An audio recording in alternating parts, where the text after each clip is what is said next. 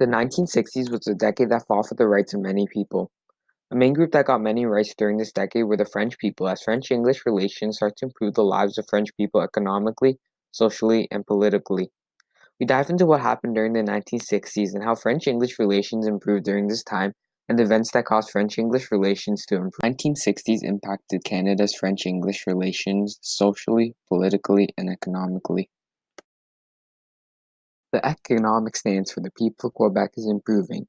We tune in on policies, all the juicy details at this time in history. The landscape is definitely changing in Canada, as many new laws are benefiting French citizens.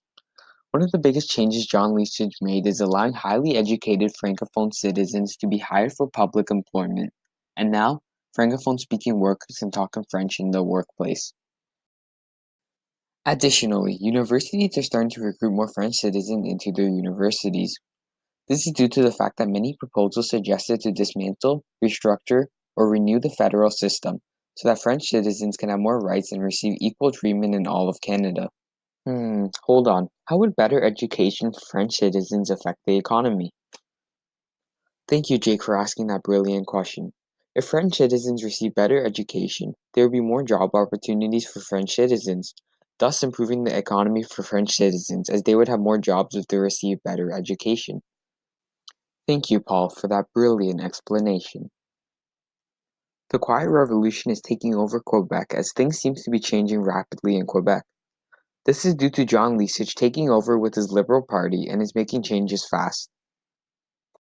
He is taking action and is changing the economic stance of Quebec as he is making improvements in hydroelectric power in the province, nationalizing industry and services, and legislating rights for the French Canadians in Quebec.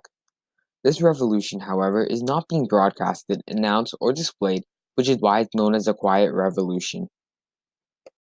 Finally, the Official Language Act has been passed in Canada.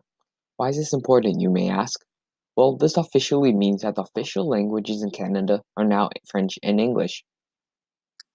This will help French citizens apply for jobs and access social services that would help them get jobs, as now businesses and government services have to speak in French if requested. Better jobs and more job opportunities is definitely going to help French citizens economically. Back to you, Jake.